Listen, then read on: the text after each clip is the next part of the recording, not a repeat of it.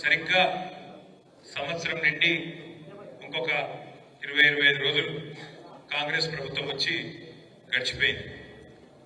100 రోజుల్లో హామీలు అమలు చేస్తాం, 100 రోజుల్లో 6 గ్యారెంటీలు అమలు చేస్తాం అని చెప్పి 400 రోజులైంది.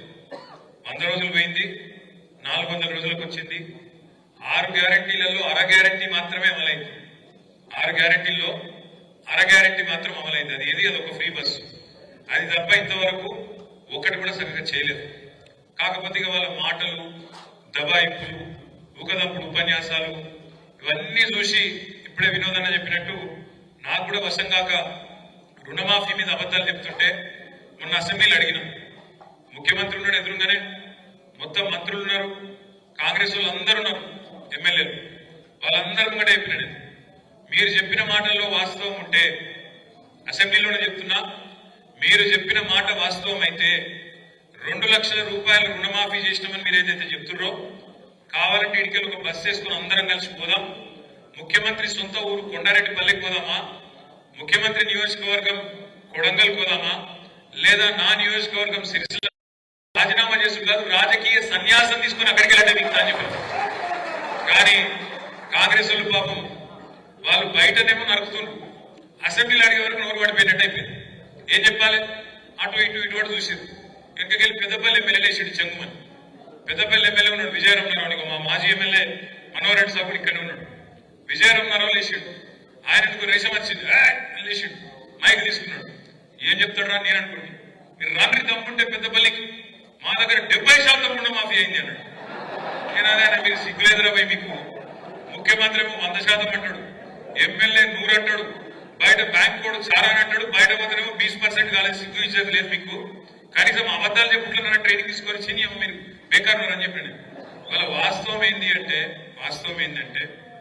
వాళ్ళకు పరిపాలన సాధన అయితే లేదు, వాళ్ళకు నడపస్తలేదు, నడపరాక ముఖం బాగాలేక అద్దం పలుకుతున్నాడు ఎక్కడికోడు గట్ల.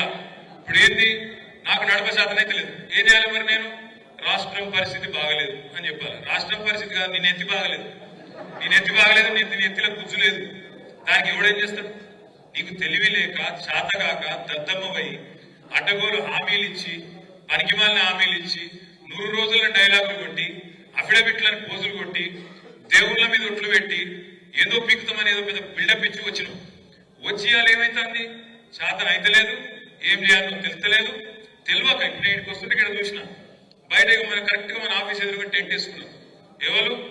సర్వశిక్ష అభియాన్ ఉద్యోగులందరూ టెంట్ వేసుకున్నారు. నేను అడిగింది వాళ్ళు, ఏందమ్మా ఏమైంది అని. ఏం లేదు సార్, ఈ రేవంత్ రెడ్డి సరిగ్గా నవంబర్ 23లో మా దగ్గరకు వచ్చిండు సార్. వచ్చి ఏం చెప్పిండు, మీరు ఛాయ్ తాగే లోపల ముఖ్యమంత్రి అనేటోడు అనుకుంటే ఛాయ్ తాగే లోపల మీ సమస్య పరిష్కారం చేయొచ్చు, ఛాయ్ తాగే లోపల గవర్నమెంట్ ఆర్డర్ ఇచ్చి పంపించచ్చు, ఏముందమ్మా మీ సమస్య అని చెప్పిండు. చెప్పుడే కాదు, నన్ను గెలిపియండి, నేను పిలుచుకుంటా, ఛాయ్ తాగిపిస్తా, ఛాయ్ తాగే లోపల జీవో ఇచ్చి పంపిస్తా అని చెప్పిండన్న. మరి ఆయన ఛాయ్ పత్తి దొరుకుతలేదా, పాలు దొరుకుతలేవా, నీళ్లు దొరుకుతలేవా, ఏం దొరుకుతలేదో మాకు అర్థం కాక టెంట్ వేసుకొని కూర్చున్నాం అన్నారు. ఇక ఛాయ్ పత్తు మరి చక్కెరను అదేదో లేకపోతే మనం పంపిస్తాం. 22,000 మంది వాళ్ళు ఎదురు చూస్తారు. ఆడబిడ్డలకు చెప్పిండు, కేసీఆర్ ₹1,00,000 ఇస్తాడు, నేను తులం బంగారం ఇస్తాను. మరి ఇప్పుడు బంగారం షాపులు దిగుతలేరు, అయినా పుడతలేదా బంగారం? తులం బంగారం దొరకలేదా? సంవత్సరం అయిపోయి ఎన్ని లెగ్గాలైనా 4-5 లక్షల పెళ్లిలైనవి. ఒక్కలకన్నా నచ్చిందా? రాలే. రుణమాఫీ అన్నాడు. నేను ముఖ్యమంత్రిని అడుగుతున్నా, మళ్ళొక్కసారి వేదికగా అడుగుతున్నా, నిన్న చెప్పినా మళ్ళీ చెప్తున్నా. ఎంత సిగ్గుదప్పిన ప్రభుత్వం అంటే, ఎంత ఇజ్జత్ లేని ప్రభుత్వం అంటే కాంగ్రెస్ ప్రభుత్వం. వీళ్ళే చెప్పారు. ఏం చెప్పారు? డిసెంబర్ 3కు ముందు తీసుకుంటే, అప్పుడు యాదుకుంటారా మీకు, మనం రైతు బంధు కోసం 7,600 కోట్లు తయారు చేసి పెట్టినాం డిసెంబర్లో. పోయిన సంవత్సరం ఇదే టైం పెడితే రేవంత్ రెడ్డి ఉత్తరం రాసిండు ఎలక్షన్ కమిషన్, మీరు అర్జెంటుగా ఆపాలి, లేకపోతే ఎన్నికల ప్రభావం పడుతుంది, కేసీఆర్ మళ్ళీ రైతులందరూ మళ్ళా ఓట్లేసి మళ్ళా గెలిపిస్తారు, మీరు ఆపుండ్రి అని ఎలక్షన్ కమిషన్ ఉత్తరం రాసిండు. రాస్తే ఎలక్షన్ కమిషన్ వాళ్ళు ఎన్నికలు ప్రభావితమైతే అని చెప్పి ఆపేసారు. అప్పుడు ఏం చెప్పిండు రేవంత్ రెడ్డి?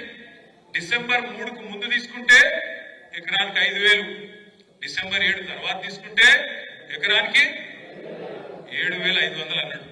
7,500 కాదు, 75 పైసలు ఇచ్చిండు. వీడు 75 పైసలు ఆ రోజు మనం ఏదైతే కూడబెట్టిపోయినామో 7,500 కోట్లు అవి మళ్ళా 3-4 నెలలు సదానికి గవే ఇచ్చిండు. దాని తర్వాత పార్లమెంట్ దాకా ఇచ్చిండు. ఎప్పుడైనా నాట్లు పడేటప్పుడు పడతాయి రైతు బంధు పైసలు, కానీ ఈయన ఉన్నప్పుడేమో ఓట్లు పడేటప్పుడు పడ్డాయి పైసలు. ఒక అట్లుంటది కాంగ్రెస్ పెట్టుకుంటే. అట్లా ఈ కాంగ్రెస్ ప్రభుత్వం వచ్చినాక రైతు భరోసా రూపాయి కూడా ఇయ్యలే. మనం దాచిపెట్టిపోయిన రైతు బంధు పైసలే ఒక్కసారి ఏడిపించి 6 నెలలకు ఇచ్చిండు తప్ప ఈ సంవత్సరంలో ఒక్కటంటే ఒక్క పైసా కూడా రైతుకి ఇయ్యని ముఖ్యమంత్రి రేవంత్ రెడ్డి. అదొక్కటే కాదు, మీకు యాదుకుండాలి. ఏమన్నాడు ప్రతిపక్షంలో ఉన్నప్పుడు 3 పంటలకు ఇయ్యాలి, 3 పంటలకు. ఇప్పుడేమంటాడు రైతు ప్రమాణ పత్రం రాసి అన్నాడు. ఇప్పుడు మా బొప్పాపుడు శ్రీనివాస్ రెడ్డి నాడు ఇప్పుడు ప్రమాణ పత్రం రాసియాలి. ఏమని? నేను సాగు చేస్తా, నేను ఖచ్చితంగా వ్యవసాయం చేస్తా అని రైతు ప్రమాణ పత్రం రాసి అధికారులకి అన్నాడు. కేసీఆర్ ఉన్నప్పుడు మీరు ఎక్కడైనా దఫ్తర్కు పోయిన రైతు దరఖాస్తు పెట్టిండా రైతు బంధు కోసం? ఎవరికైనా దండం పెట్టినవా? ఎక్కడ దండం పెట్టేది లేదు, దరఖాస్తు పెట్టేది లేదు. దఫ్తర్కు కోట్ల రూపాయలు రైతుల ఖాతాల్లో జమ చేసిన నాయకుడు కేసీఆర్ గారు. 80,000 కోట్లు ఏది ఒక రైతు బంధు. ఇంకో దిక్కు రుణమాఫీ రూపంలో మరొక 27,000 కోట్లు. 1,07,000 కోట్లు రైతుల ఖాతాల్లో రూపాయి లంచం గాని పైసా లంచం గాని లేకుండా 70 లక్షల మంది రైతుల ఖాతాల్లో టింగు అని మంచిగా ఫోన్లు మోగుతుంటే నాట్లు పడేటప్పుడు మంచిగా పైసలు పడేటట్టు సౌలత్ ఏర్పాటు చేసింది కేసీఆర్. ఇవాళ రేవంత్ రెడ్డి ప్రభుత్వం 3 పంటలకు రైతు బంధు వేయాలని చెప్పిన రేవంత్ రెడ్డి, డిసెంబర్ 3 తర్వాత అయితే ఎకరానికి 7,500 ఇస్తానని చెప్పిన రేవంత్ రెడ్డి ఏకకాలంలో 2 లక్షల రుణమాఫీ చేస్తానన్నాడు. యాదికుందా మీకు? కేసీఆర్ గారు 1,00,000 రూపాయలు రుణమాఫీ చేసిండు. ఆయన అనుకుంటాడు రైతులందరూ నాకే ఓట్లు ఇస్తారని.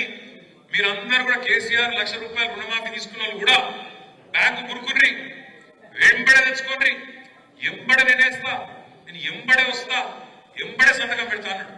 ఇప్పుడు ఎంబడ పడుతున్నాడు, ప్రమాణ పత్రం రాయమని చెప్తున్నాడు. ఇప్పుడు మీకు రైతు భరోసా ఏడట. ఇలా కేబినెట్ మీటింగ్ ఉన్నది. నేను నిన్న అడిగిన రేవంత్ రెడ్డి, దమ్ముంటే చెప్పు అడిగిన. ఎలక్షన్లకు ముందేమో వరంగల్ రైతు డిక్లరేషన్ అన్నావు, ఇలా రైతు డిక్లరేషన్ ఇవ్వాలంటున్నావు. ఇది ఎక్కడి నీతి? రైతు ప్రమాణ పత్రం రాసిచ్చుడైంది, ఎందుకు రాసి ఇవ్వాలి? తెలియదా? ఇవాళ ఊళ్ళలో మీ అధికారులకు, అగ్రికల్చర్ ఎక్స్టెన్షన్ ఆఫీసర్ తెలియదా? అక్కడ ఉండే గ్రామ పంచాయతీ సెక్రటరీకి తెలియదా? లేదా ఊర్లో ఉండే సర్పంచ్కి తెలియదా? ఎంపీటీసీకి తెలియదా? ఏ రైతు సాగు చేస్తుండో ఏ రైతు సాగు చేస్తున్నాడో తెలియదా? ఇలా రైతులను బదనాం చేసే కుట్ర. అసెంబ్లీలో పెట్టిండు కాగితం. ఏమంటాడా కాగితంలో? రైతు బంధు వల్ల 22,000 కోట్ల రూపాయలు దారి మళ్ళీ అని చెప్పి ఒక చెత్త మాట, రైతును బదనాం చేసే మాట, రైతును దొంగగా చిత్రీకరించే మాట మాట్లాడుతూ ఉన్నాడు. 22,000 కోట్లు దారి మళ్ళీ అంటాడు. నాకు నిజంగా అర్థం కాలేదు. అర్థం కాకపోయి నేను అక్కడ ఉండే అధికారులను అడిగిన, వ్యవసాయ అధికారులు కనబడ్డారు అసెంబ్లీలో, అడిగిన ఎక్కడికి వెళ్ళి వచ్చిందా మీకు ఈ లెక్క అని అడిగిన.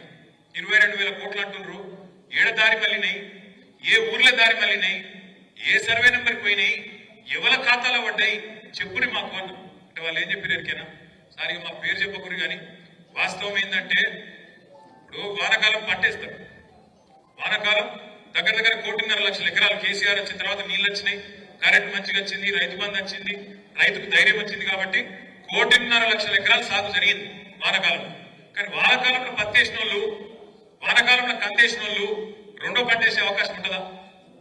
వానాకాలంలో పత్తేసిన వాళ్ళు యాసంగిలో రెండో పంట వేసేందుకు అవకాశం ఉంటుందా? జరగలాగా ఆయన చెప్పు ఉండదు. కంది ఉంటుందా రెండో పంటకు అవకాశం?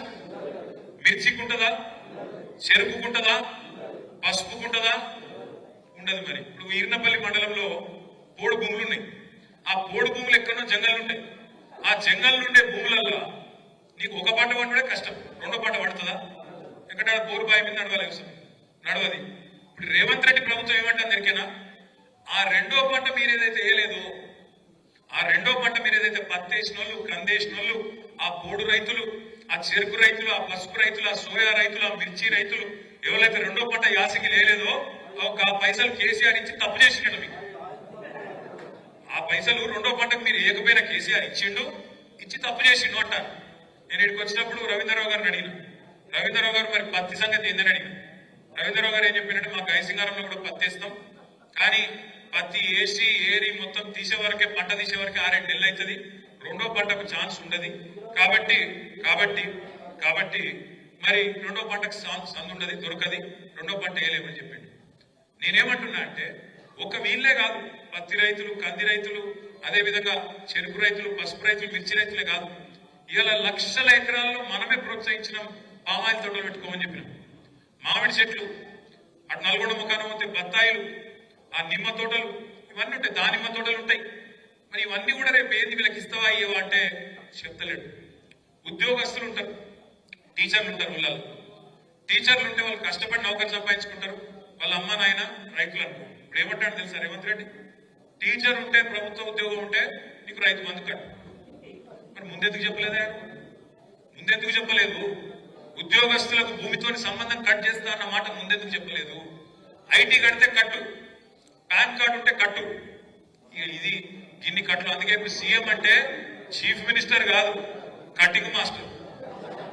ఎట్లా కట్ చేయాలి? కేసీఆర్ గారు ఇవన్నీ చూడలేదు. కేసీఆర్ గారు